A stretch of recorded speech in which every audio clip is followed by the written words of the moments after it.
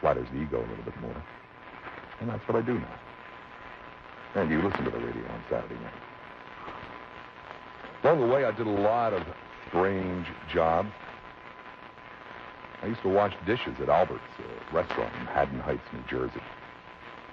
In fact, that's what I was doing the day that Kennedy was shot.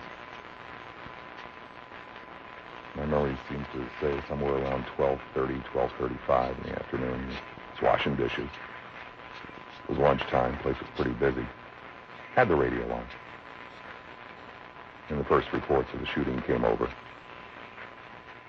And I was over on the left side of the kitchen with the dishwasher, and Albert was over on the right side of the kitchen with the stove. And I looked at him, and he looked at me. And didn't really say very much. We just kept washing dishes and cooking hamburgers and stuff like that.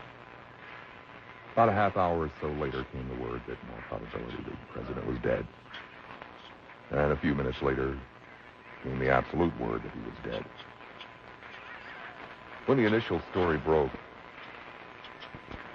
people out in the restaurant just stayed there. Most of them stopped eating, but they just stayed there. They had a radio out front, too. It was a typical Main Street small town setup. There was an insurance agency and a dress shop and that kind of stuff. And slowly but surely, the various different merchants closed their businesses, and a lot of them came into Albert's and sat down at the counter or at tables and just listened to the radio. Hardly anybody talked. Finally, there weren't any more dishes to wash, and there weren't any more orders to cook, so Albert and I came out from the kitchen, and we sat down there, too. And then around 2 or 3 in the afternoon, people started to wander away, and Albert closed the restaurant, said, we might as well go home. It was a very, very strange day. Makes me remember that job. Worked in a bathtub factory. Universal Rundle, Camden, New Jersey. God, what a horrible job. My job, well, actually, I started out. My job was mixing together the enamel, the formula for the enamel to be sprayed onto the bathtubs, and that was just gruesome work. I mean, it was like all day long lifting bags that weighed between 20 and 150 pounds and trying to get the proper, number of pounds from bag A and into the vat and all that kind of stuff. Oh, God, it was awful, and it just tore me to shreds, so they gave me a better job putting the bathtubs in the 1,700-degree furnace. That's where I dropped the bathtub on my toe, smashing the toenail. To this day, it hurts. I remember working at a Georgia Pacific cardboard box factory, too, right around the same time. None of these jobs lasted any time at all. This job I used to enjoy for some strange reason. I was hired basically to take boxes as they came off the conveyor belt and stack them up, and man, they come off that thing fast. It was not an awful lot of fun. But there was a job at the factory that was so despicable, that was so boring, I mean, like taking boxes off a conveyor belt ain't, that there was no one permanently assigned to it. People rotated on this assignment. And what it was is they had this great big vacuum cleaner that was throughout the entire plant. And whenever a box got mangled or something, you put it in this vacuum cleaner. It was sucked up into the pipe and went along the ceiling and was dumped in one of 2 great big bins out in a little side warehouse. And the job was raking these shreds out of one of these bins with this great big heavy metal rake. The rake must have weighed 30, 40, 50 pounds. You rake out the big shred, put them in a shredder, make them smaller shreds, put them in a compressor, a baler. Then, after the bale was completed, you picked up with some kind of a winch the bale and put it over on a flatbed truck. That was the job. And everybody hated it. And I remember the first time I was assigned, all the guys were ribbing me. Ha, ha, ha, you're going to be sorry about this one. Ha, ha, ha, ha, ha. Yeah. I loved it. I just thought, see, nobody came near you. You're out there in this warehouse all by yourself. I thought it was a neat job. I would fantasize. I mean, that's basically the only way we could get through something like that. I mean, 8 hours a day, 5 days a week, day in, day out, week in, week out. I would fantasize.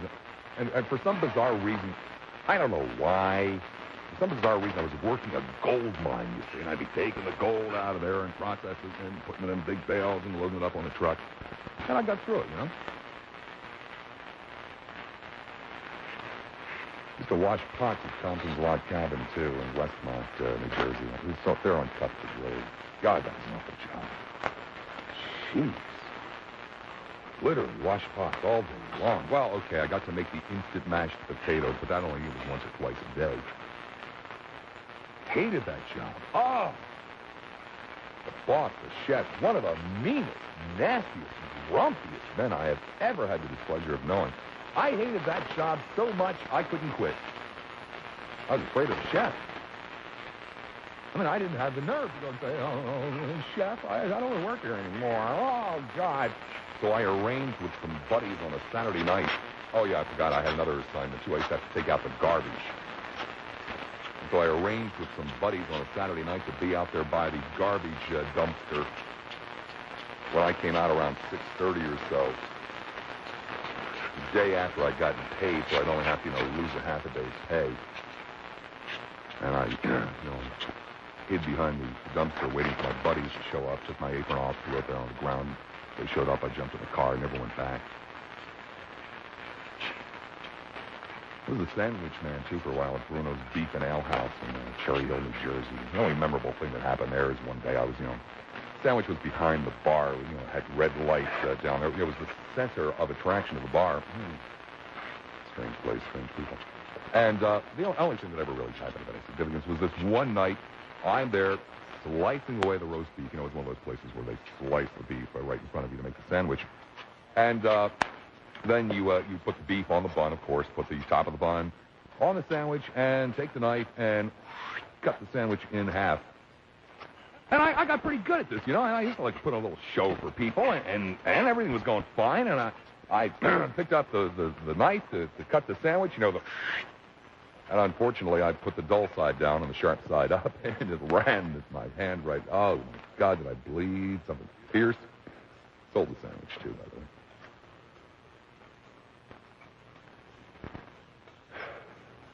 Once I remember needing a job so bad. I mean, so bad. I was pretty young. Yeah, I wasn't that young. I was in my mid-20s.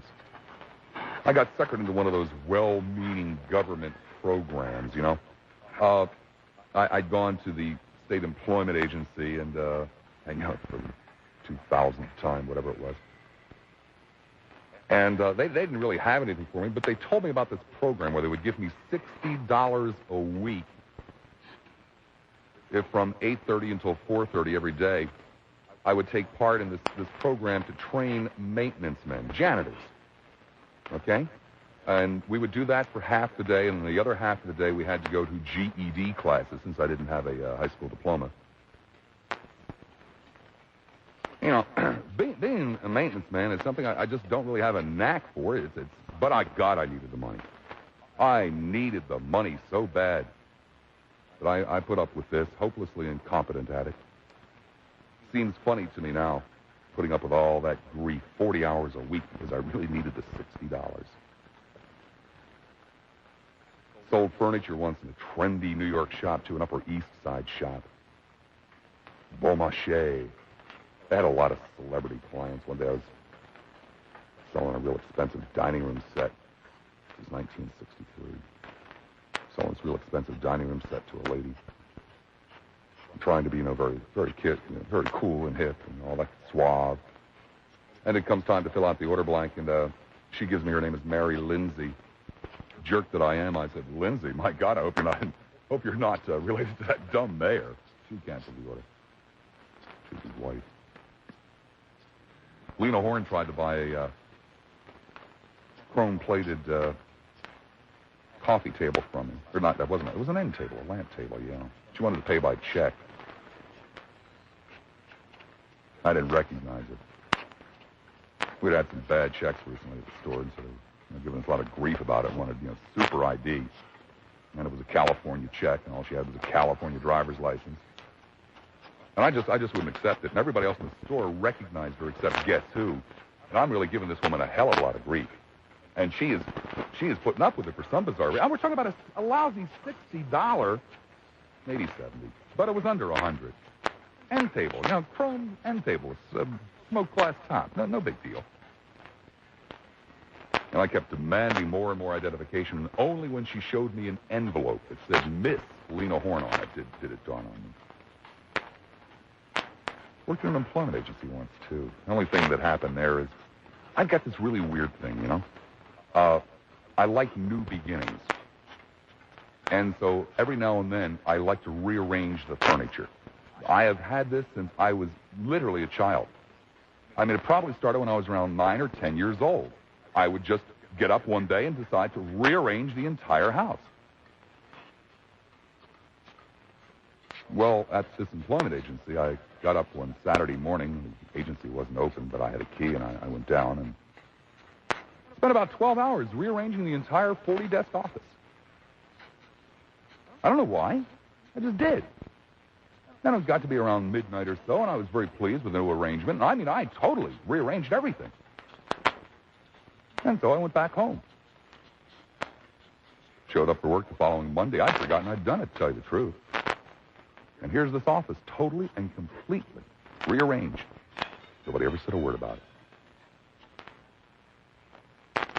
Used to drive cabs, too. I've done that several times in my life. May end up doing it again someday. None of these jobs I don't think lasted for more than 6 months, and most of them a hell of a lot less than that. Then one day I woke up and I realized that I was almost 25 years old. And I wasn't very happy about it. I looked at it, as kind of the end of the first quarter century, beginning of the second. I remember sitting in school daydreaming about how my life was going to go. Daydreaming about what life would be like, around 25 or 30. And I remember thinking that by the time I was 25, that I would have done just about everything I wanted to do, and had most of my fun, and I'd be looking around for a wife mate and thinking about kitties and a red brick house someplace with a white picket fence and insurance policies and washing machines and things of that nature, and that's what I thought life would be. I remember sitting there thinking about it.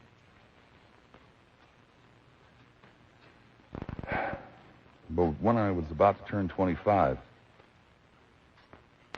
was nothing like I thought it would be. Nothing had turned out the way it was supposed to. Now, back to Bob Lassiter. I often wonder about people who plan their lives. I wonder if they really ever do work out the way they planned, or if they do, I wonder if I should be envious of them. Mine didn't work out the way it was supposed to. It all started properly. I was born about 6 weeks after the end of the Second World War, when the country was filled with pride and hope, and boys were coming home left and right from Europe and Asia, and houses were being built, and factories were being built. It was all going to be better, and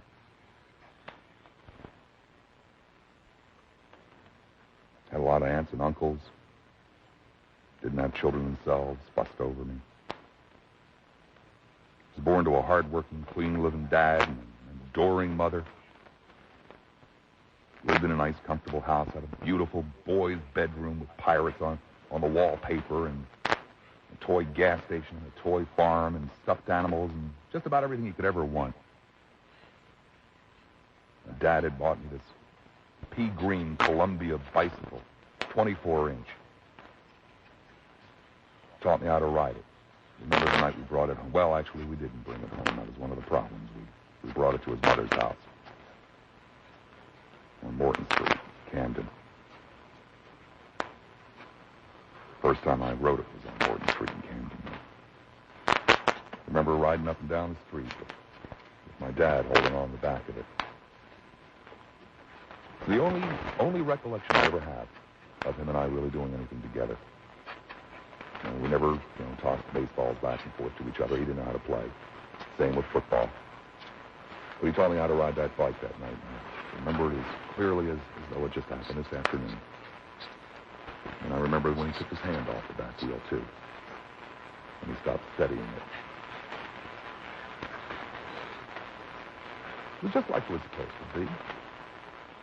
But that all ended when I was 8 years old, when my parents divorce. First there was a custody battle. Then there was the growing up in a middle-class town, the son of a divorced woman. I know it's hard for a lot of people to believe that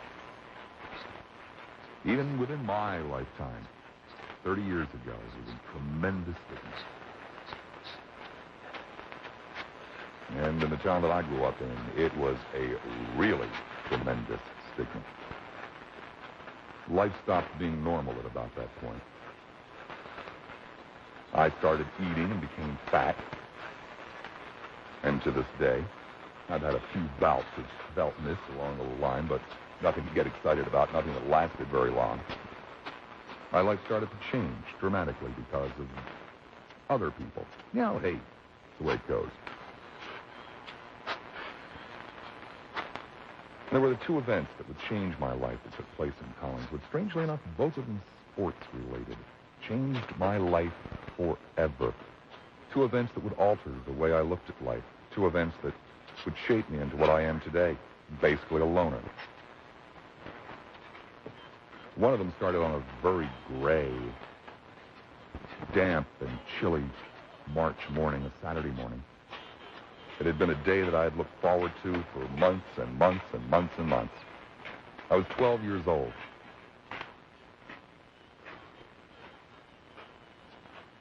And I'd lived a rather strange life for a child. I did most of the housework, I did most of the shopping, and frankly, I took care of the finances because my mother was hopelessly irresponsible.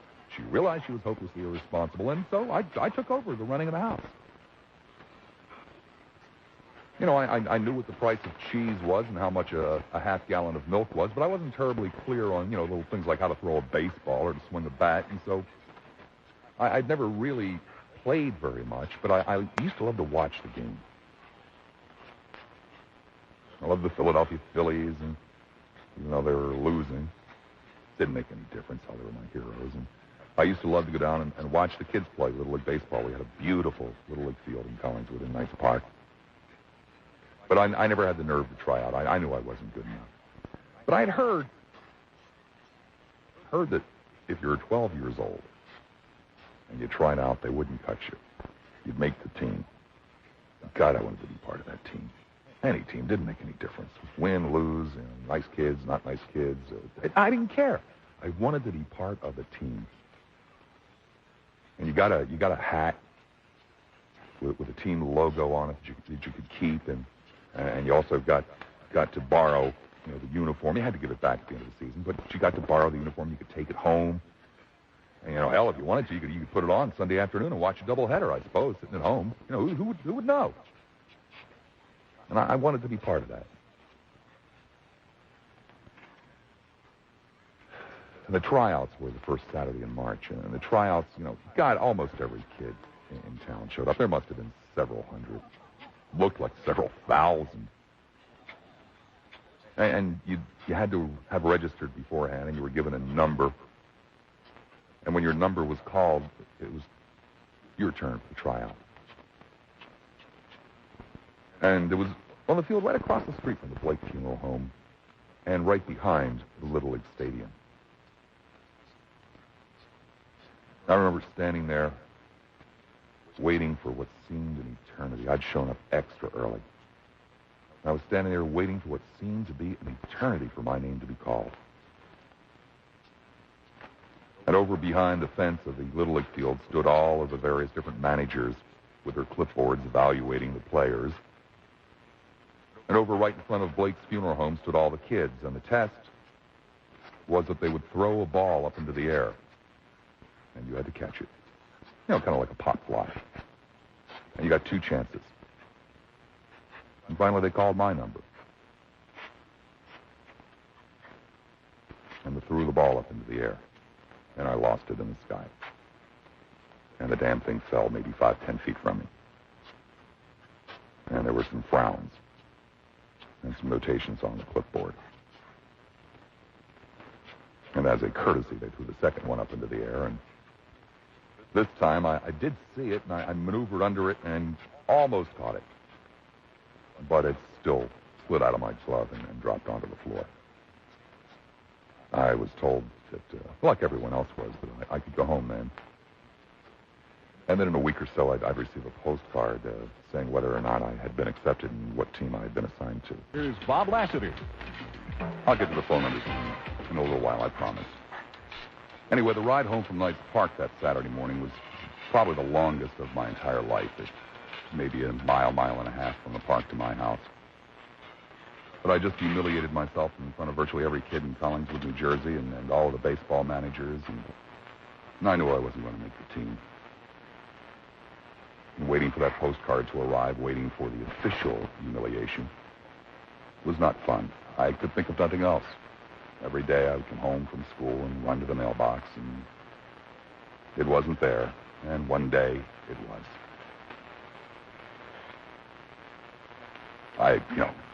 12 years old, I didn't get a hell of a lot of mail, and when I came home and I saw the postcard addressed to Robert,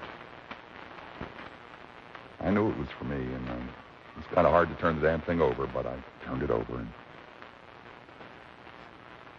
lo and behold, it wasn't all that bad. I mean, it wasn't exactly what I'd hoped for, but it wasn't all that bad because I had been selected for a team. I'd been assigned to the Call's Camera team, the Collingswood camera shop, and the team was called Call's Camera. And, okay, it was a minor league team. It wasn't one of the major league teams. We had two divisions, and the minor league teams, they didn't get the full baseball uniforms. They just got, a T-shirt with the team's name on it. But you did get a hat, just like everybody else did. And it was really the hat that I wanted the most, and, oh, damn, I was on the team. This was fantastic news. And I came into the house, and I picked up the phone, and I called my mother at work, and I told her, and she was happy, and then I called my best friend, Butch Smith, and I told him, and would you believe it? Butch was on the same damn team. The Call's Camera team. My best buddy and I were going to play baseball together. Oh, my God. It's probably the happiest day of my life. And on the back of the postcard, it said where the practices would be and when. And there was still a couple of weeks off. March in Philadelphia is not great baseball weather. Finally, the practices started, and in the first practice I showed up, obviously, probably very early. And there was Butch and several other kids that I didn't know, and, it was all fine and well. We were all going to be teammates and buddies all summer long. We were going to have a good time playing baseball, and okay, we didn't get to play in the big field. We had to play on the minor league field, but that was okay, man. And, nobody really came to see the minor league games, but that was okay. That was okay. I was on the team. And the coach, Mr. Simpson, he started the practices and by hitting some ground balls to some people and, throwing some balls to other people and then seeing how they could throw. And he asked me what position I thought I'd be best at. He asked everybody what position he thought they would be best at, and I said catcher. Because I knew catchers didn't have to run very much. And people basically threw the ball right at you. Wouldn't have a hell of a lot of problem with losing in the sky or things like that. And he said, fine, and went through everybody. Nobody else wanted to be a catcher. I was the only kid that wanted to play catcher. I had it made in the shade. Of course, since I was the only one that wanted to be catcher, it means that I didn't get a hell of a lot of batting practice. I had to catch everything. And I wasn't terribly savvy. I didn't know about things like, for example, putting a sponge inside of your glove. So with each day of practice, my hand would get more and more sore and black and blue, and to the point where I could hardly bend it and was in constant pain and couldn't really grip the bat. But that's okay, man. Hey, I'd put up with any kind of grief and aggravation to be part of the team. And I got a couple of turns at bat. I had recently read Babe Ruth's biography and heard that he had this great big bat. And one day in a sporting goods store, I saw a Babe Ruth model bat. And I bought it, and it was far too big and far too heavy for me. But every now and then I got that bat on the ball, and boy, when I did, oh my God, they would have been home runs, I'm sure, if there had only been a fence. They'd go way, way, way, way out, and everything was fine, Okay, so I was in pain, and I didn't get to hit very much, but that's okay. I was having a good time. And my buddy Butch, he was going to be the third baseman, just right up the line from me. Everything was fine. team was coming together. It looked like we were going to have a good season. And finally, it was the last day of practice, the day that you got your hat and your uniform. Oh, and the first game of the season was going to be the very next day. I remember it well. Showed up early. This is WLS Talk Radio 890. WLS Chicago. Time at the tone is 10 o'clock. Talk Radio 890.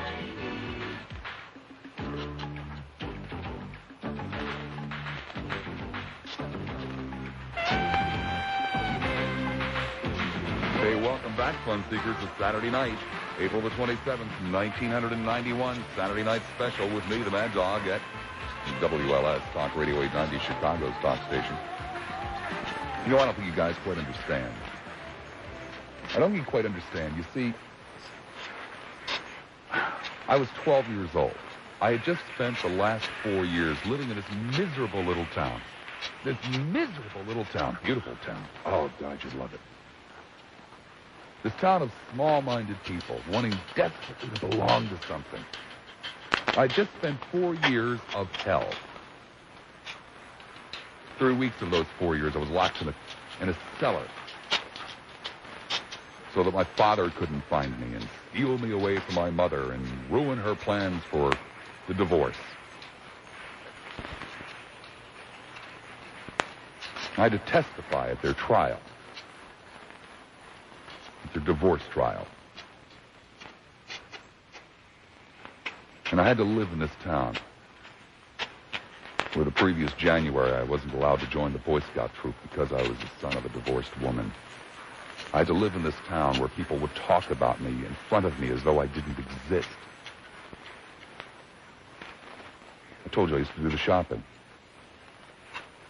I used to do the shopping because right across the street from the A&P was the Joeen dress shop, and my mother had a tendency to go to the Joeen dress shop and spend her money on dresses instead of clothes. Or, instead of food. And I remember one day standing at the meat counter, selecting some chicken, thank you, and having two old biddies standing right next to me talking about me. One said to the other, his mother's divorced, you know. I had to live in a town where kids weren't allowed to play with me because my mom was divorced.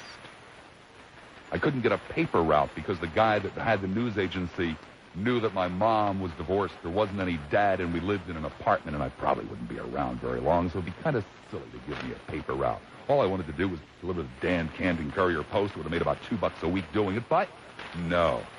But now, you don't understand. I was now about to become the first string catcher for the Coles camera team, damn it. A lifelong achievement. The first string catcher. Okay, so there weren't any other catchers. Beside the point. And it was a Friday night, about 5:30.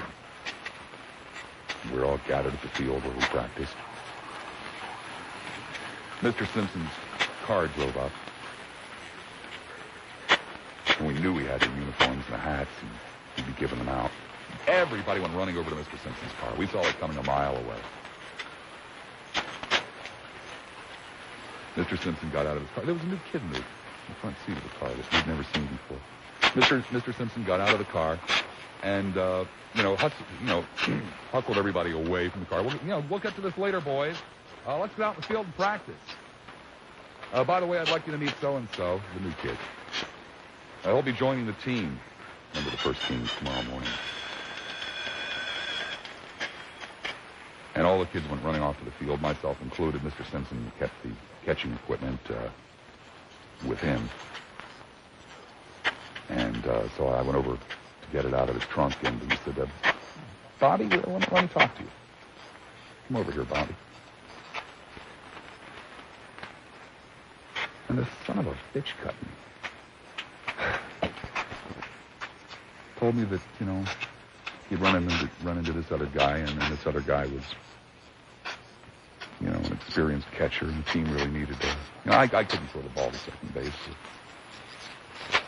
And didn't hit very well. And I used to drop a lot of the pitches because my hand was so damn sore. And so this other kid told me he felt so bad about it that I'd be welcome to practice with the team if I liked. But that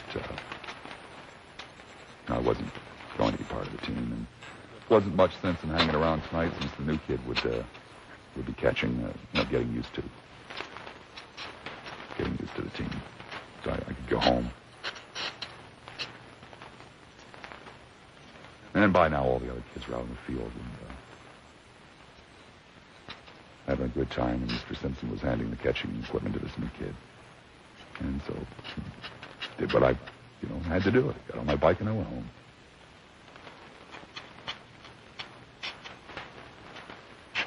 Mr. Simpson kept his word about letting me practice with the team.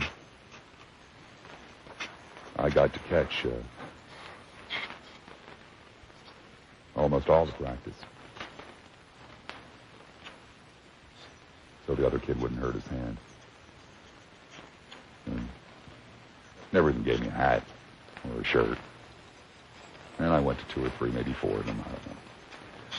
I do remember being able to throw the ball to second base.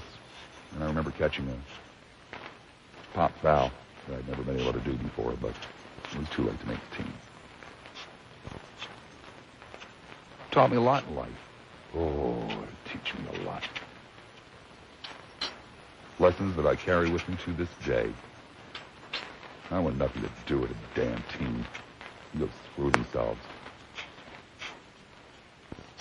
Funny thing, though, a couple of years later, I was in high school now, and I had, pardon the expression, achieved physical maturity early in life, so that by the time I was 12, 13 years old, I was over 6 feet and over 200 pounds.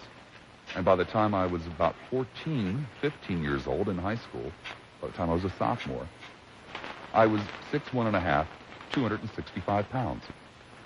Not terribly far away from where I am right now. I'm about 10 pounds heavier.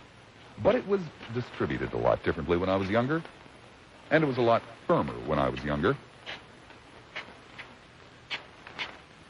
But I was already a rebel. I was already marching to my own drummer, going to jazz clubs in Philadelphia over the weekend instead of the sock hop. Well, the football coach used to drool over me. And he was always asking me to come out for the team. And I'd always say no. And on top of that, I smoked, which was against the rules, and everybody knew it. And I cut a lot of classes, which, of course, was not acceptable, and everybody knew it. But Mr. Devereaux, Coach Devereaux, he was willing to overlook all of that to get a 6'1½", 265-pound football player when they were very, very uncommon back in the 1960s. And so he put me on a team. I didn't have to try out. I didn't have to go to practices. And if I did, I didn't have to practice. There were a couple of us like that. We used to sit in the middle of the field and watch the other kids and talk. And every now and then we'd get up and walk back behind the stadium and smoke. But it was okay. Taught me a lot about the team, too. It was about at this point in my life that I began to discover that I had a gift. A gift that I was also ashamed of for the most part. But nonetheless, I began to understand and to realize that I had, first of all, a voice and the ability to use it. And that I could manipulate people, intimidate people, move people to tears, and make them laugh. I began to catch on to that. I also had come to realize that I didn't really belong, nor was I particularly wanted where I grew up. All of my schoolmates and friends were going to do things like become lawyers and doctors and accountants and executives, and all of the girls were going to marry lawyers and doctors and accountants and executives, and there was no way in hell I was going to go that route for a lot of reasons. My head was full of dreams. Wild and crazy dreams. I dreamed of being a cool DJ or a stand-up comedian or of taking pictures of neat, exciting things and people, being a photographer. I just knew something like that was going to happen to me. I just knew it. I knew I was destined to do something like that. Now, sometimes I dream about being a lawyer, making lots of money, later becoming a judge. Once read an article in Playboy magazine about commodities futures trading, and so sometimes I dreamed about one day coming to the far-off city of Chicago and trading futures. But the reality was that I was almost 25 years old and living in the Walt Whitman Hotel in downtown Camden, New Jersey.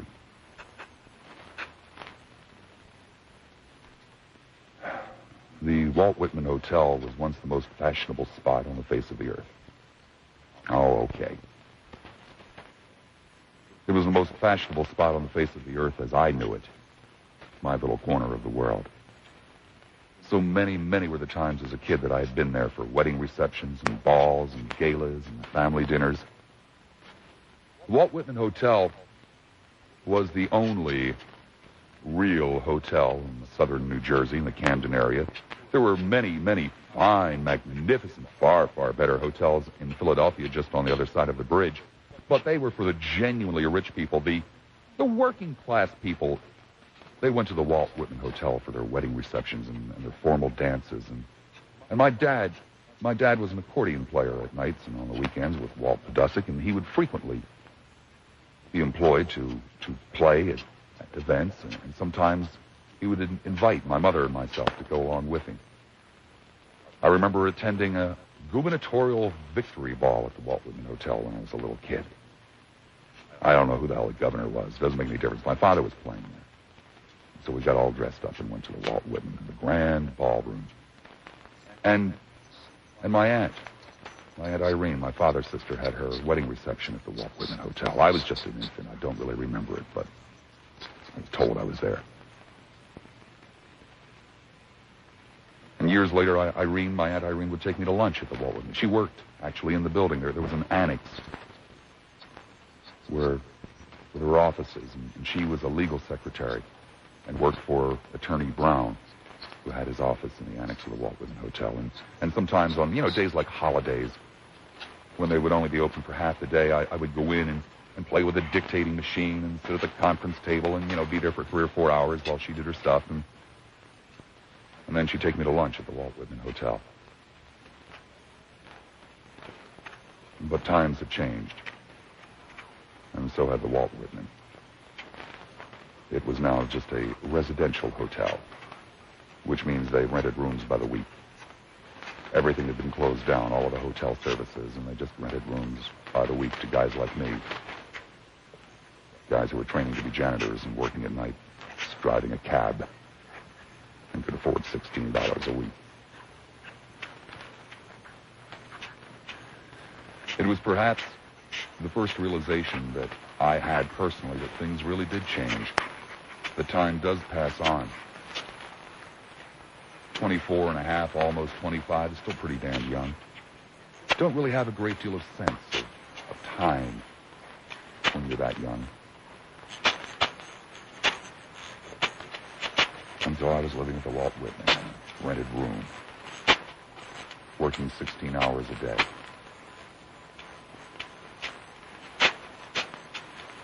Coming home after midnight, going to sleep, getting up bright and early the next morning, and going to the damned government program where I was going to be trained to be a janitor. Getting off from that at 4, and going over and driving a cab from 4:30 until midnight.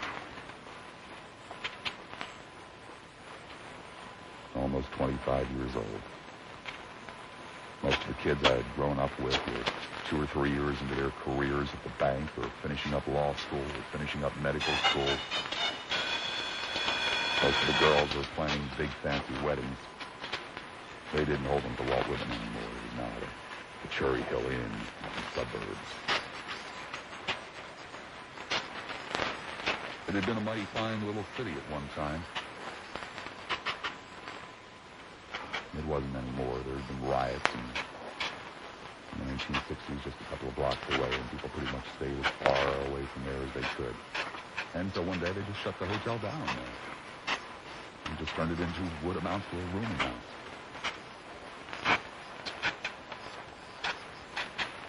But I've always been a sentimental man. So one day I asked if I could look around. The guy behind the desk down in the lobby said, sure. I explained to him that almost 20 years before I'd been there many, many times, and it was a much different place, and he said he remembered. He said, help yourself, just go wherever you want. First place I went was to the bar. It wasn't open. It was the only area of the hotel that they wouldn't let me in. They had lost their liquor license and were trying to get it back, and they didn't want to do anything wrong at all. So all I could do was look in. The bar and lounge. It really was very high-class cocktail lounge, really. It wasn't bar. I remember going in there with my Aunt Irene. After we'd have lunch in the dining room, she would take me in there and she'd have some kind of cocktail, and I would have a Shirley Temple. I remember so well the first time sitting there at the bar. Cute little 4, 5, 6-year-old kid in a suit. We've all paid all kinds of special attention to me and maraschino cherries, too. Many as you wanted. And it was all dank and dusty. And the bar stools were not on the floor where they should have been, but sitting up on top of the bar. And it was kind of sad. Next, I went to the kitchen. I don't know why. But that's where I chose to go to next. I was just fascinated. It's just as though they were going to come back tomorrow, but never did. I mean, everything was there, in place. Everything. But it was all covered with dust and grit and soot. It hadn't been used for maybe 10 years. I went to the dining room, the big dining room. Some of the tables were still set. Again, hadn't been used for years. I came upon a table. Small table for two. Up against the wall. Not one of the best tables in the room, thank you.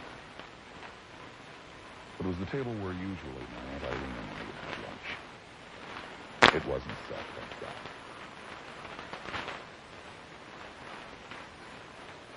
There were still 2 chairs there, maybe the same 2 chairs I sat in, who knows? Maybe not. But they could have been. I remembered the last time I had had lunch there.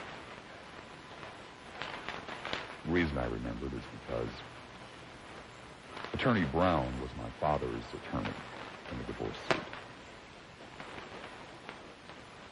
My father sued my mother for divorce on the grounds of desertion in the state of New Jersey at that time. If one spouse left, 2 years later you could sue for desertion and didn't have to give any other reason.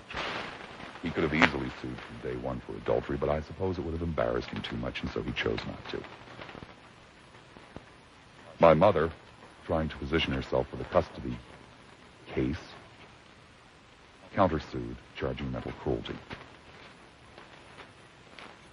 I was named as a witness. And the last time before moving into the Walt Whitman Hotel I had been there was the day that I had to go to Attorney Brown's office to give a deposition. I was probably a 9-year-old child. And after the deposition, my Aunt Irene took me downstairs to have lunch one last time at the Walt Whitman Hotel.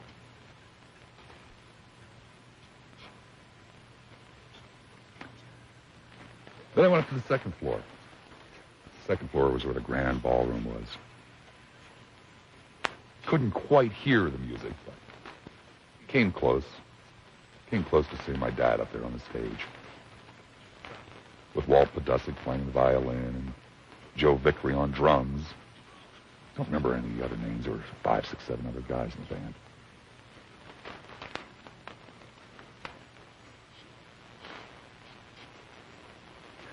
Then the strangest damn thing happened. I started wandering around, and I came to a room, or to a door, I should say, that said banquet manager.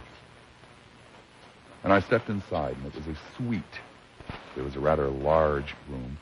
It was a combination secretary's office and waiting room. And another door for the actual banquet manager's office. And again, it was as though they had planned on coming back the next day, but just never did. Almost everything was in place. In the banquet manager's office, there were 2 chairs in front of his desk, as you would expect. There was still a blotter on the desk. There was one of those desk pen bases. The pen wasn't there anymore, and there was even a calendar. I didn't have the good sense to look at it. Because all of a sudden, it dawned on me that part of me, part of my history, part of my family was in that very room. In that very room. One day, 25 years before, Chester and Genevieve Wodowski sat in that chair, or in those chairs, in front of that desk, arranging to rent the grand ballroom for Aunt Irene's wedding reception. They sat right there, in that very room, at the Walt Whitman Hotel. Paper hanger. And a dressmaker. God only knows how many rolls of paper Charlie had to slap on a wall to pay for that.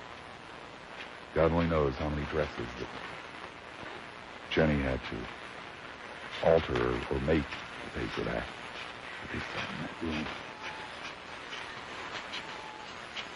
And here it was, a quarter of a century later. I stood in that room.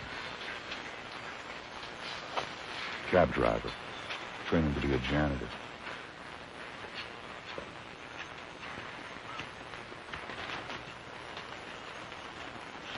Wasn't supposed to be that way. But a lot of things have changed. A lot of things have changed. Sometimes you see a film clip of buildings that have been blown up in demolition. Don't see it as often as you used to. I guess it's not as much of a fascination. But the Walt Whitman is one of them. Always makes me very, very sad. Very sad indeed. So here I was, coming to the end of my first quarter century of my life. A life that was a disappointment to me and to most everybody who knew me. Hi, this is Stacy Taylor. I have in front of me the Webster's New Collegiate Dictionary. I'm looking at the word brilliant, and it says in the dictionary, very bright, striking, distinguished by unusual mental keenness or alertness. And then next to that definition is a picture of me. And you can sample some of that brilliance the next time we get together, the Stacy Taylor Show, 9 a.m., right here on Talk Radio 890.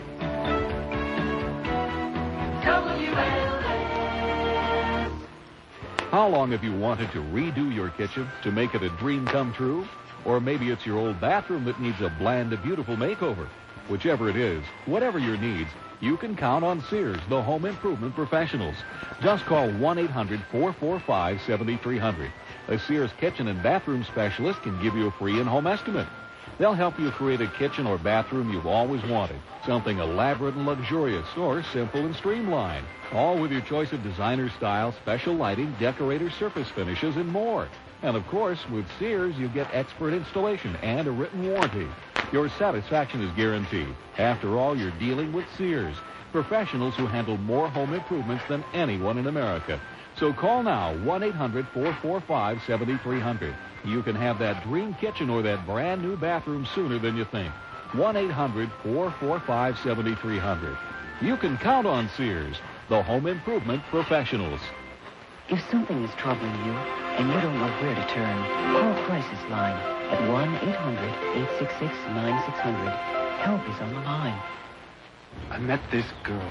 I'm nuts about her, and I want to tell her, but, I don't want to seem too eager, So I was thinking of, writing her a letter, but I felt that was kind of, mushy. And girls don't like mushy. They want manly, in a sensitive sort of way. Then it came to me, send her flowers. That'll tell her, available, but not too available. A man's got to have his pride. Florists turn feelings into flowers. The American Floral Marketing Council. It's Spring Value Days at Subaru. Right now, through package savings and factory-to-dealer cash, you could get a Subaru Legacy L sedan with the Value Plus package for $12,919. A savings of up to $2,200. And that's with features like air conditioning, power windows and door locks, cruise control, and more. See your Subaru dealer today. Based on suggested retail price, plus $705 package savings and $1,500 dealer cash. Does not include dealer prep, inland transportation, taxes, license, state, or title fees. Dealer's actual price may vary. An all-news station says, give us 22 minutes, we'll give you the world. Well, if you give us the other 38 minutes, we'll talk about it. WLS Talk Radio 890. Call now, 591-8900. 591-8900. I told you that I thought that by the time I would get to be 25 years old, that my life would be pretty well set. There'd be white picket fences and life insurance policies and wives and kids and the whole 9 yards. That's what I thought my life would be like when I was younger still. Instead, I was living in a rundown hotel, learning or pretending to learn how to be a janitor by day and driving a cab at night. At 25, I'd given up virtually all of those dreams that I had about being a cool DJ or glamorous photographer. It was too late to become a history teacher or anything else. And nobody was offering me a job selling electronics so I could have the tacky garden apartment. That spring, several of my friends had decided to move to St. Thomas in the Virgin Islands on a lot. We used to sit around Barbara Powell's table dreaming about moving to Hawaii or some exotic place, which once even sent off for information about moving to Hawaii, and Chamber of Commerce wrote us back saying basically, please don't come. One of them had heard about this weird place called St. Thomas. Decided that I'll move there. About 4 or 5 months. Including the girl I pined over, Barbara Powell. That's why I needed the $60. Because I didn't have the money to go. I couldn't afford to go. Thinking that I really did want to be a janitor. And the $800 was just about enough to finance it. I wanted to go to St. Thomas so bad that I could taste it. I had received dozens and dozens of letters from my friends down there over the summer saying what a really neat place it was and what a really cool place it was and how the people were just so different. And God, there were sidewalk cafes and it never got cold and there was always a gentle breeze. And so I wanted to go to St. Thomas so damn fast. I didn't want to be a cab driver living in a Walt Whitman hotel. Who would? Finally, the day came. The day came when I had put it all together. All those damn miserable 16-hour days living in that miserable $15 a week room. The Walt Whitman hotel. It all came together. It was a Thursday. That was payday. I told them at the janitor's school that I wouldn't be coming.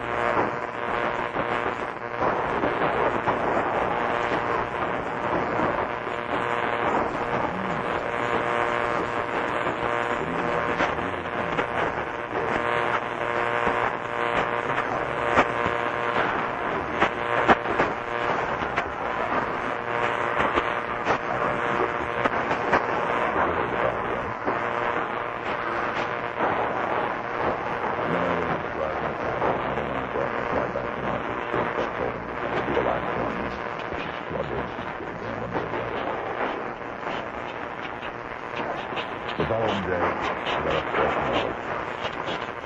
Went out and I bought some new clothes.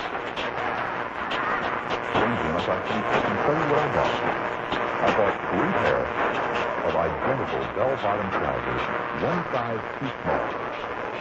They had pinstripes in them. One was gray, one was pea green, and the other was chocolate brown. And I deliberately bought them one size too small so that I would lose weight when I got to St. Thomas, so I could fit into these very stylish, fashionable clothes. And I bought a can of Right Guard deodorant. I remember that. There's a reason for remembering that. Trust me on this. I bought it in a hotel, not the Walt Whitman, a hotel drugstore for 89 cents. I remember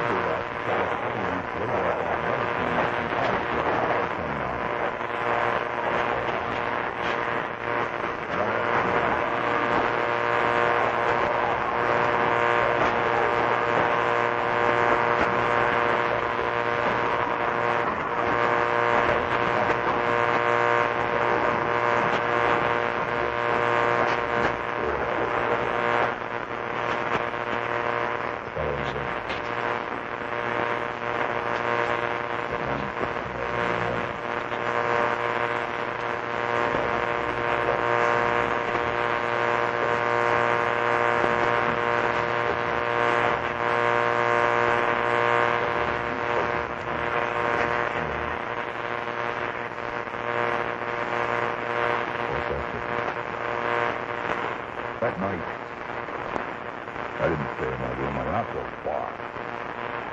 Not to get drunk. It was for old times. The bar was in a working-class Polish neighborhood in Camden. It was right across the street from my best friend Larry Starr's father's plumbing business. When we were in high school, we used to go to this bar and drink screwdrivers. Occasionally take out a pint of something like, blackberry brandy. And they knew that we weren't anywhere near the legal drinking age, but we didn't make any fools of ourselves or anything, or a spectacle. We just did our thing and, had 3, 4, 5 drinks. In retrospect, thinking back, quite the day standards, I would curse and deplore some disgusting tavern owner that sold alcohol to young boys. So it was all quite innocent. And I decided I'd go back there that night, and so much of my life in high school had been spent there. First time I'd been to the place in years. They had really good ham sandwiches, too. My God. For under $1, now the ham sandwich was like 3 or 4 inches thick. And I sat there eating a ham sandwich, drinking screwdrivers for old time's sake, and finally I went home and went to bed. The next morning, I slept in. And around 10 o'clock, the phone rang. It was very strange. I didn't get phone calls there. Nobody knew I was there. But nonetheless, it woke me up, and I picked up the phone, and it was a girl named Phyllis, Barbara Powell's best friend. And she said she was back from St. Thomas, and she chatted for a couple of minutes, and while she was chatting, she said that Barbara was back, and that she needed a favor from me. And I thought, geez, that's really strange, that Barbara's back, but she didn't call, that Phyllis would call. She told me that Barbara needed some money, a lot of money, and she needed it in a hurry. At first, I couldn't quite figure out why, but I did. We never actually said why the money was needed. But Barbara needed it, and she was too ashamed to ask me to pay for it. I, of course, gave him the money. It left me with my ticket to St. Thomas for $95. And $95 was less than the cost of one night's stay in the St. Thomas Hotel, even back in the early 1970s. But Phyllis and Barbara had given me a list of people who would take care of me, who would put me up and help me get jobs and things like that. And so I figured, hey, why not? Do it, man. It's a hell of a lot better than living at the Walt Whitman, going to the janitor school, driving a cab. What the hell? Of course, none of the names on the list were any good whatsoever. The first one was Ray at the Carousel. He was a bartender, this runaway professor from Atlanta, Georgia, into Lassiter, who was now tending bar in a tropical island. He said, geez, he really wished he could do it, but he just got a new girlfriend, Yeah, well, and all the others crapped out, too.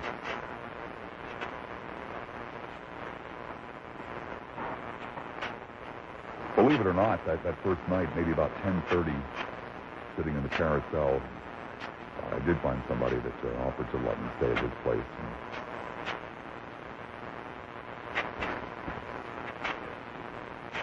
It was Thursday, the 28th day of August, 1970, the day before the most significant day of my life, and a day that has a great deal to do with your life, if you're listening to this program, or frequently listen to this program, has a great deal to do with your life as well.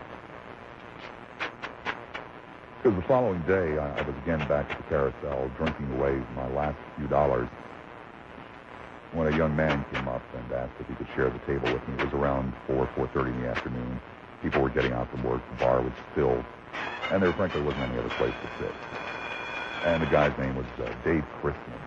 And Dave Christman was a salesman. Well, he was the salesman for this dinky little FM station, WESP-FM. And he asked if he could sit down, and I said, yeah, sure, help yourself. I was drowning my sorrows. He bitter despair 24 hours after having arrived. Nothing was working out, and I didn't know what the hell I was going to do. I didn't have any money. I couldn't get off the island. It was a disaster.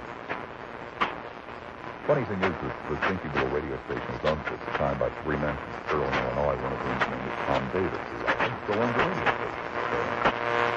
And Tom and his two customers had bought the station, put it on the air, and the Sunday retirement. The station was a beautiful music station. It had 1661 Macaroni albums, first ever.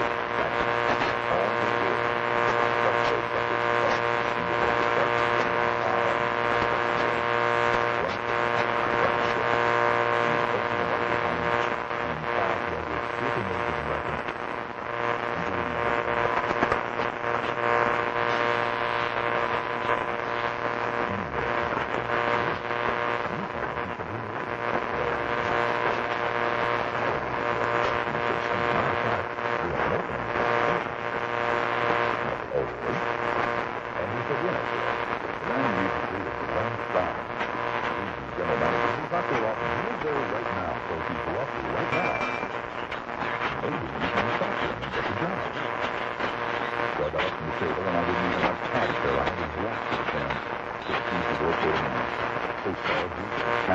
Which was at the top of a very steep hill.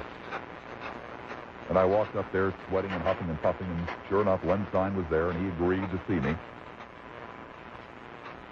And I started to lie through my teeth. I started to tell him that I was this big radio star from Philadelphia, and that I was in, St. Thomas, and he'd consider working for him, and so forth and so on. And Len was in quite a bind.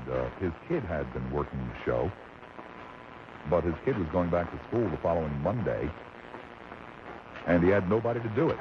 There were only 2 employees, well, on the air. There were 3 total. And the shift was from 7:30 in the morning until 1:30 in the afternoon. And it required doing a half-hour newscast at 7:30, and then playing these Montevani records, and that's all you had to do. And he offered me $125 a week and said I could start Monday. I was elated. I'd always wanted to work in radio. Well, I didn't really, want to play Montevani records, but, I wanted to play cool rock and roll and, do sock hops and things like that. But, this was a start. This was okay. A couple of months later, Len was very, very sloppy. Len actually ran several small stations in the Caribbean and would spend a couple of hours, a couple of days a week at each one. And so, there wasn't a hell of a lot of business at WESP-FM. They billed less than $1,000 a month. And Tom Davis and his partners were really hurting because it cost them quite a bit more than that just to keep the thing open. And one day I found a whole slew of checks on Len's desk. About $300 worth, as I recall. But several checks. And I called Tom Davis and I said, Tom, this guy Len ain't doing such a great job for you. All these checks. And he said, what? So the checks were several weeks old. And Tom Davis flew into town, and he fired Len Stein and replaced Len Stein with me. And that's how I got into the business. And I didn't know very much about the business or business in particular. And so the first thing I did was change the format, although I didn't bother to tell the owners that I had done that.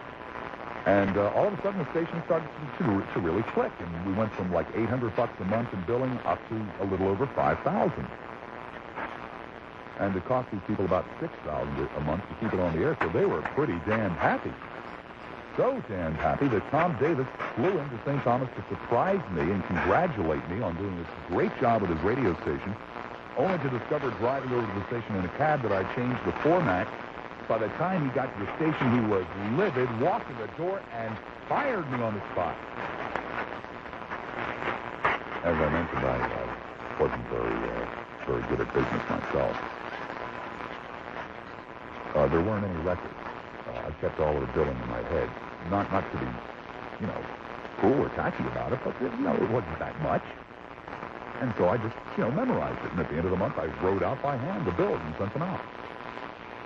Well, wouldn't you know, it was just about that time. And Tom said, where are the records? Where are the records, Tom? Well, how do you do the billing? In my head, Tom. Well, you will have the decency, to do the billing before you leave. No, I won't, Tom. What? And Tom and I started to get into a fist fight, which was broken up by Dave Chrisman, who said, look, what's reasonable about this, Tom? Perhaps Bob would do the billing if you gave him some money. And Tom said, well, and I said, that sounds like a great idea to me. I said, but Tom, I want to get the hell off this island. I went out of here, so I need $1,500. If you want your billing, $1,500. And some of it's front. And so that was the end of my first job in the which has a great deal to do with why we're both here tonight. When you apply for a loan, you shouldn't have to worry about being approved, paying an application fee, or waiting a month for closing. Call First National Equity. They offer over 30 different home equity loan programs. Get low fixed rates, lines of credit up to 100% of your home's value, adjustable or fixed rate mortgages, even mortgages for buying a new home. Apply by phone, no application fee. First National Equity is flexible. They do a loan just for you. Whether you have good or bad credit, instead of talking fast, your process is best. They work with you. The average mortgage is about $28. So it's help you. Usually, home equity loans have tax-deductible interest, never be more fast, and lower insurance charges. Call First National Equity in 1-800-518-5001. Get a home equity loan to consolidate bills, pay for college, vacation, or remodeling. Call First National Equity toll-free from Illinois or Indiana. 1-800-582-5001. Haven't you always wanted a good pair of binoculars? Then stop by one of Ryan Photo's 19 locations. Ryan Photo, the camera kid, carries a wide range of binoculars to suit your every need. At prices starting from $69.95. Now at Ryan Photo, Nikon introduces the Scoutmaster Zoom binoculars. The Nikon Scoutmaster binoculars are the world's first affordable, high-quality zoom binoculars. The Scoutmaster binoculars bring the benefits of zoom to a larger audience. And for those who are accustomed to headaches from inexpensive-made zooms or never thought they would be able to afford a true quality zoom binocular, the Scoutmaster is a long-awaited answer. The Nikon Scoutmaster binoculars come with a case, strap, and a 25-year limited warranty. Stop by Lion Photo today with 19 Chicago line locations. To find a location near you, call 312-281-9455. 312-281-9455. Lion Photo, the camera king. If your family's like most, you've considered ways to increase the living area of your home. Leisure Decks by Jedi is a beautiful, affordable way to increase the living area and value of your home. With a wooden deck and Jedi, your family can sunbathe and barbecue all in the privacy of your own backyard. Leisure Decks and Jedi offer a free in-home design consultation and estimate at no obligation. And are backed by Jedi's 42-minute exclusive land-free hidden agent. Visit and connect and find out what it is. Call Leisure Decks and Jedi today at 1-800-359-DECKS for a free in-home estimate. Now, during the month of April, you can save $500 on your purchase of a Jedi Wooden Laser Deck. You can have your deck installed quickly and professionally in just 4 free minutes. We're here, so now's the time for your wooden deck to be installed quickly and instantly. Laser Deck by 1-800-359-DECKS. 1-800-359-DECKS.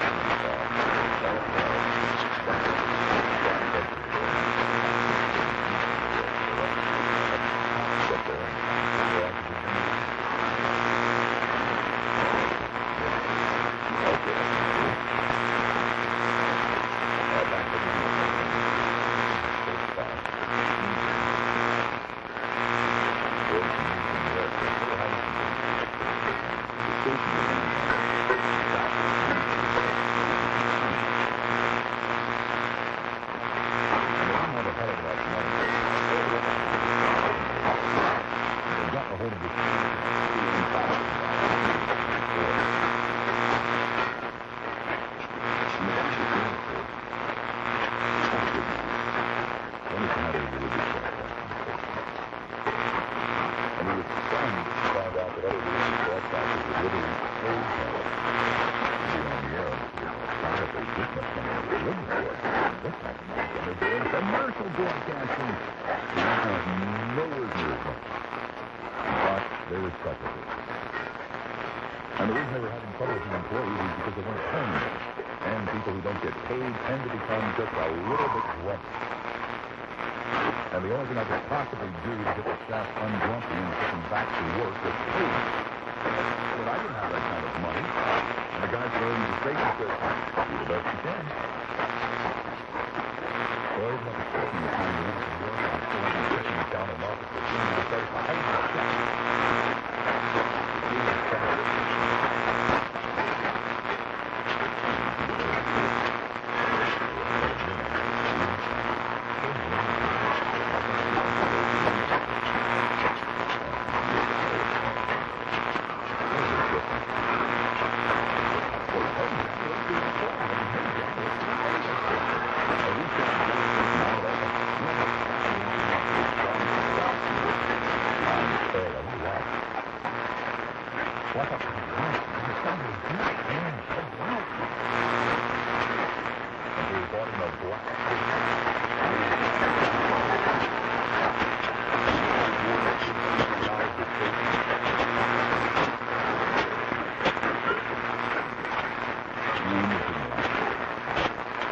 Oh, yeah, he's still around the way. He once heard the utter that he didn't like my voice. I used to do all of it.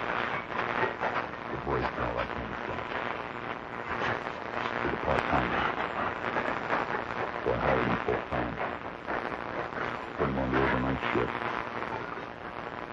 Took the microphone out of the studio and let it sit there and play my voice every 15 minutes. I used to be a very mean man.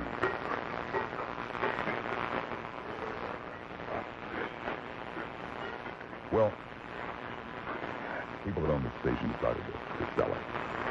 And they told me to find somebody to sell it to. And so I put out the word. The station is for sale. And one Saturday morning, I'm sitting there at my desk doing some work, and this kid walks in. And he says, I understand the station's for sale. And I looked at him, and I said, yeah, it is. And he said, I'd like to buy it. I got up to my desk, and I hustled the kid out the door. The next Saturday, the kid comes back with his father. And his father says, understand the station's for sale. And I said, yes, sir, it is. And he said, how much? And I said, $125,000. And he took out his checkbook. He didn't quite understand that. It wasn't. He did end up buying it. But I got tired and bored, and I knew I was destined for far bigger things than working at WOUR in Utica, New York. So I quit my job and decided to move back to Philadelphia, my beloved home, where I was sure I would be accepted with open arms for all the fantastic things I had done in Utica. And I did do a lot of fantastic things. But nobody would talk to me. I couldn't get a job. And so I ended up moving to Richmond, Virginia, working at a beautiful music station again for $150 a week. Glad to have it, too. This is such a bizarre business. While working in Richmond for $150 a week, saying things like, you're listening to the easy sounds of the people who owned the other beautiful music station in Richmond hired me away in a clandestine meeting one morning at the Holiday Inn right off the main street in Richmond. I remember it well, for $200 a week. Shortly thereafter, I moved to Pittsburgh, doing again beautiful music, for $300 a week, and found the joys of Astra, where when they changed formats, I got a very large financial settlement, allowing me to realize my dreams of trading commodity futures. Traded currency, farmers coins. For a kid from Philadelphia, I don't think anybody knows more about corn. And that was probably true at one time. I've forgotten most of it, but I found it here and there. Moved to Florida. Became a landowner, bought a house, became a house husband for a year, and a corn trader. It was everything I'd wanted. Not bad for a guy that just 2 or 3 years before had been at the Walt Whitman Hotel. Baked cookies. Trading corn futures and did pretty damn good at it. Until one day when I everything in one day. Went to Tucson. That's when I went to Miami. The dream was over. It was time to go back to work, back into this miserable business. And I got a job at WKQS, another beautiful music station where I was prepared to sit there for $250 a week and say things like, "You're listening to the beautiful sounds of WKQS." Now back to Montevani. Started on a Monday. That Thursday when I came in, they beckoned me towards the office, and I thought, oh, my God. 4 days into it, and they're going to fire me? And they said, Bob, we're changing formats. And I just, man, I flew into rage. I said, you guys just hired me, damn it. I sold my house. I moved over here. 4 days into it. You're changing formats and you're going country? And they said, yes, Bob. We think you'll do fine in country.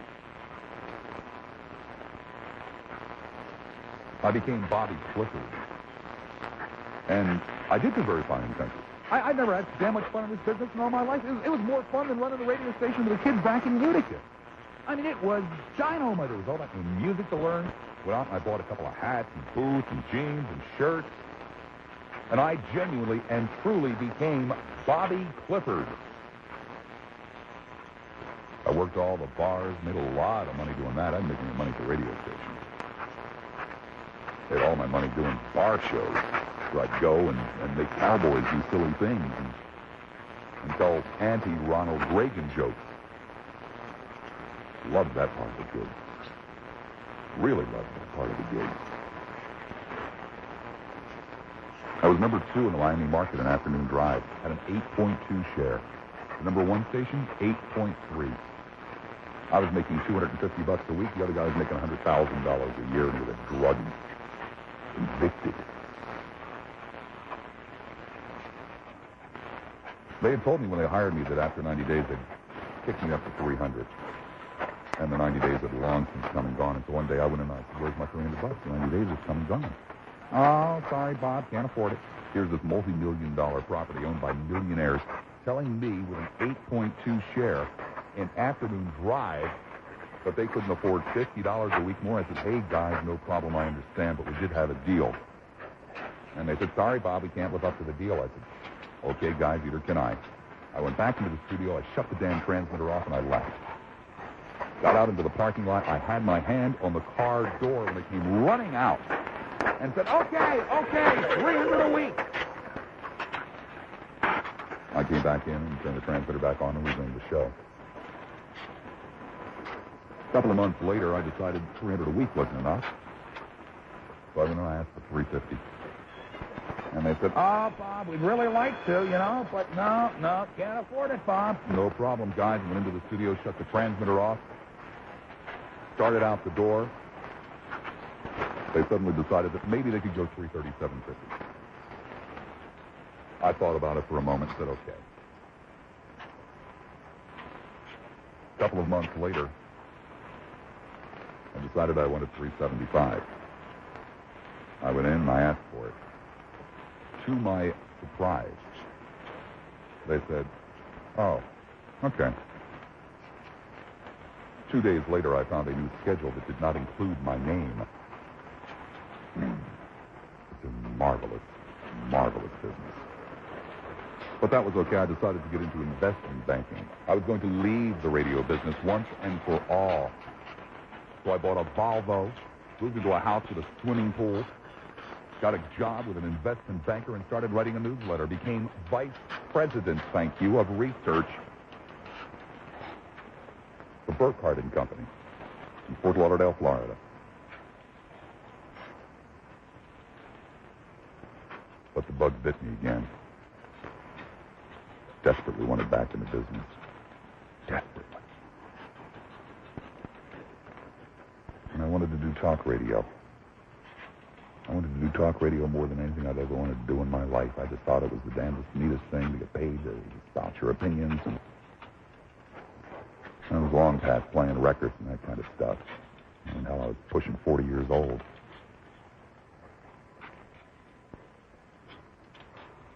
And I got a job.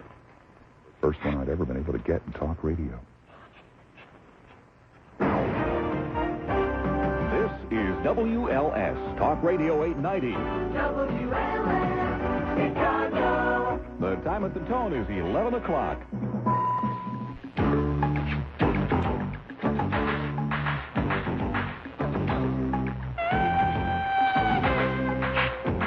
Welcome back, Fun Seekers. Welcome back indeed. It's Saturday night, April the 27th, 1991. Mad Dog Lassiter with you at WLS Talk Radio 890, Chicago's talk station. I'll give the phones shortly, I promise. I left you with a bad impression. I did so deliberately, but nonetheless, I left you with a bad impression. It is indeed true that I was vice president in charge of research for Burkhardt and Company in Fort Lauderdale. Unfortunately, what I didn't really tell you is that Burkhardt and Company was basically a bond daddy's place. Those in the industry know what bond daddies are. If you don't, I don't want to tell you. That had a couple of stockbrokers and was trying to enlarge. They were hopelessly undercapitalized, and we see one of the guys that worked there was this stockbroker who also had a radio show and who used to basically pitch penny stocks, and I knew him. And he had a piece of software that he couldn't figure out, computer software, that I was able to figure out and teach him how to use, and so he figured he owed me a favor, and when I was being forced out at WKQS, called him and said, well, what the hell, come over here. And I earned $5,200 in a little over a year there. Actually, I lost money because Burkhardt was not the nicest guy in the world. And I had arranged for him to buy some vertical blinds and some carpeting that he never paid for, that I had to pay for, which ran about $6,500. So I lost about $1,300 working there that year. But I just still have one of the business cards. It looks very, very impressive. So I decided that the investment banking industry and writing newsletters, financial newsletters, and the letters were damn good. I'm a very good writer. It wasn't for me, and the bug fit me to get back into this business. And so I found a little rinky-dink daytimer in Fort Myers, Florida, that offered to hire me as a combination newsman and talk show host for $325 a week. And after suffering horrendous losses and no income for a year, I couldn't keep the house with a swimming pool in Fort Lauderdale, where my first wife, had a job. And take this job in Fort Myers. And so we moved out of the house with a swimming pool, and we moved into the garage that was attached to it. It had been converted into a one-room apartment. And I tried very hard in Fort Myers. I usually forget this job. I was there for a total of 6 weeks. And I got to do 1 hour from 9 o'clock until 10 o'clock in the morning, waiting for Owen Spann to come on. And I did the show just like I do this one. The problem was they didn't have any audience, and they had never heard anything like me. And most of the area, the listening area that could get the station, it was a toll call. And the station didn't really have call-in lines. They had 3 lines that were used basically for business. And there wasn't any producer or screener, and I had to run the board too, as well as take the calls cold off the air, which frequently, when they came, weren't even for me or for the show. They were from vendors or bill collectors or things of that nature, but they had to be answered on the air. And so, I would be making a statement and saying, and there ain't no God. What do you have to say to that? Let me give you the phone numbers. And we'd go to the phone, and I'd pick it up, and somebody would say, hello, is Joe there? No, he's out on the road. Could I leave a message for him? This is very important to get back to me. Yes, what is the message? 6 weeks of that, and I couldn't take it anymore, and I quit, and I came back home to the garage. I tried very hard to get another job. I spent 3 months trying very, very hard to get another job. And I became deeply depressed when I couldn't. And I just basically sat around the garage all day. And it wasn't the type of life that my wife had in mind. And she found the kind of life that she thought would be more interesting. With somebody else that she thought would be much more interesting than a guy sitting around a garage in his undershirts dreaming about being on radio again. I remember the day that she told him very, very, very well. It was a very black day. A very sad day for all parties concerned. She'd come home from work, and she was a very bright, cheery, a very optimistic type person, and this day she wasn't. And she was just rambling about how she wanted to do things, how she wanted to get on a bicycle to Wyoming, and take flying lessons, and just rambled. And I knew there was something drastically wrong. And so I just let her go on for a couple of hours. And then she just stopped talking. And we just sat there in silence, didn't even turn the television on. And I just sat there for another hour or two. And then I asked the dreaded question. Just out of the clear blue sky. I said, is there somebody else? And she said, yes. And I said, do you love him? And she said, I don't know. Maybe. And my life was never quite the same. Never quite the same. That's when I found out what real depression is. I spent the next 5 months of my life basically totally, completely incapacitated. To the point of not being able to get up and water the plants, not being able to take the trash out, not being able to do anything. Slowly but surely, I came out of it and went on a 3 or 4 month binge. One of the reasons I'm so sympathetic to mental illness is I do understand it. I do understand that the mind can take over and leave you incapacitated or make you do things that you would never do. And so one morning, I had been out the night before, as I usually was. It was about 9:30 or so. Dark, rainy day. Phone rang. I was in talk radio. That stockbroker had recommended me to another talk station. Well, it's kind of a talk station. WGBS in Miami.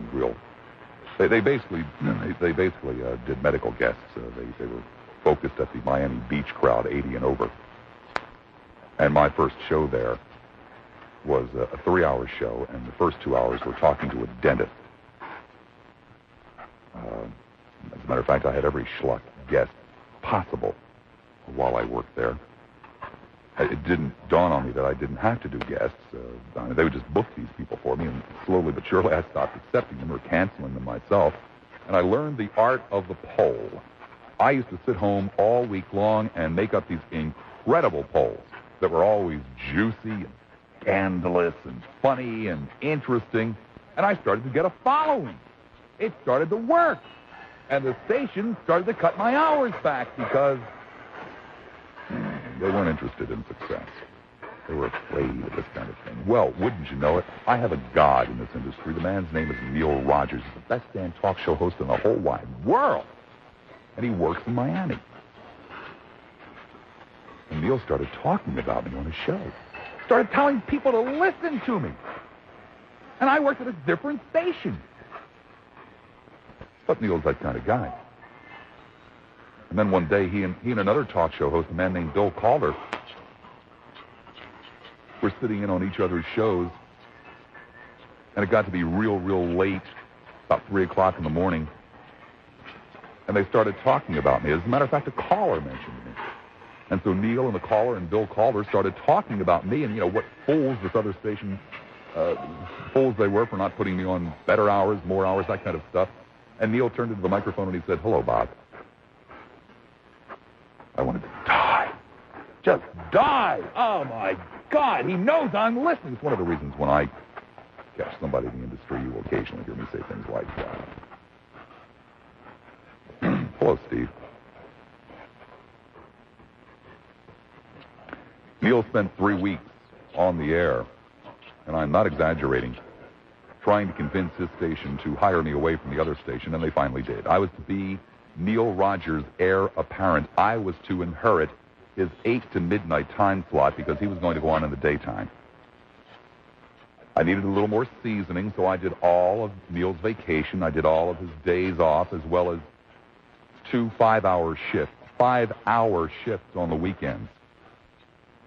The people that owned WINZ in Miami also owned WPLP in Tampa, which was not a good radio station. WINZ was.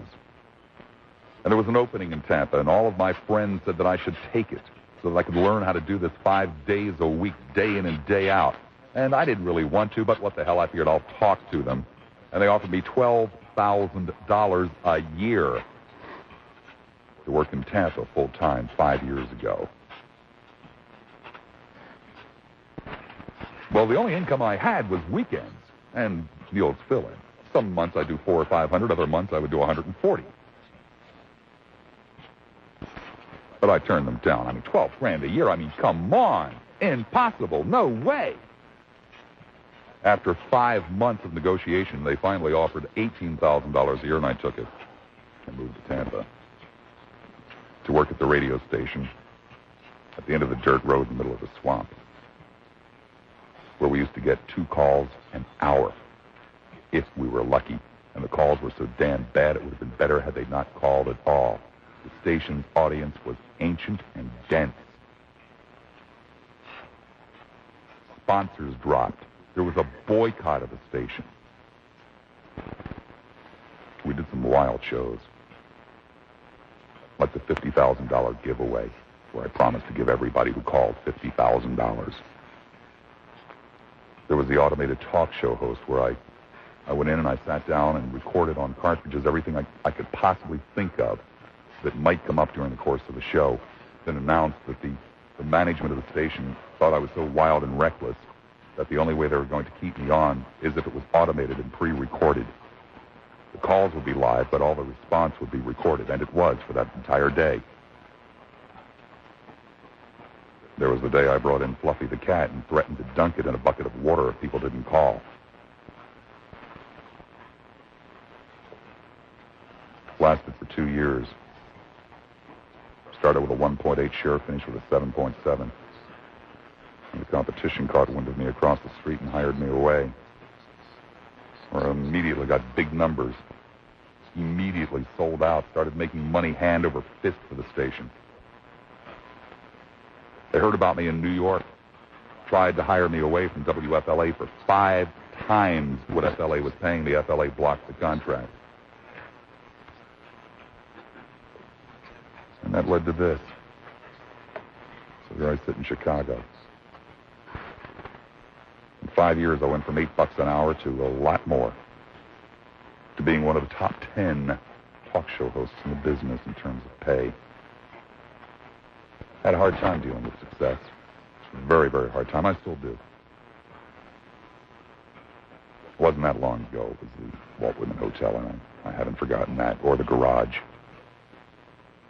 So now I live and I work in Chicago, at one of those radio stations that are legendary.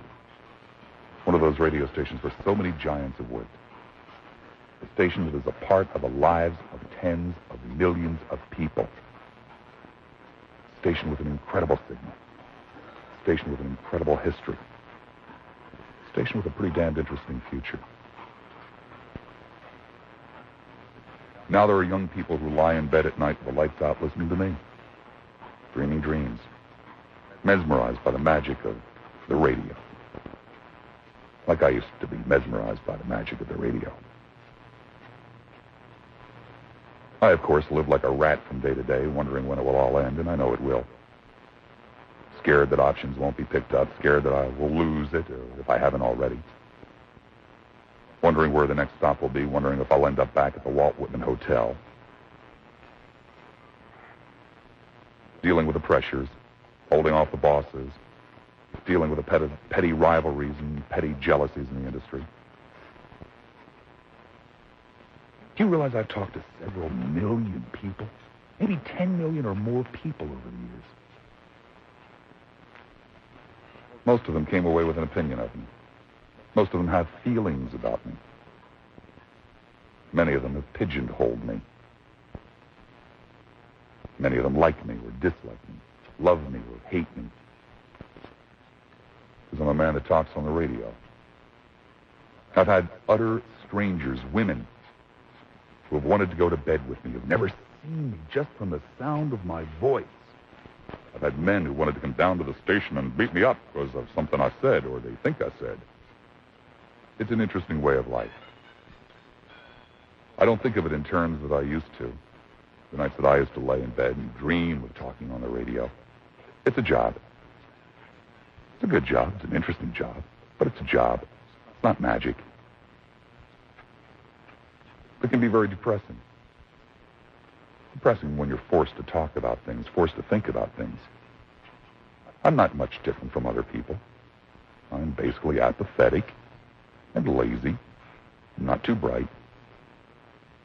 I, like most people, prefer to hide from reality, especially if there's nothing I can do about it. If there's nothing I can do to change anything, then I prefer to pretend it doesn't exist. But I get paid to have opinions.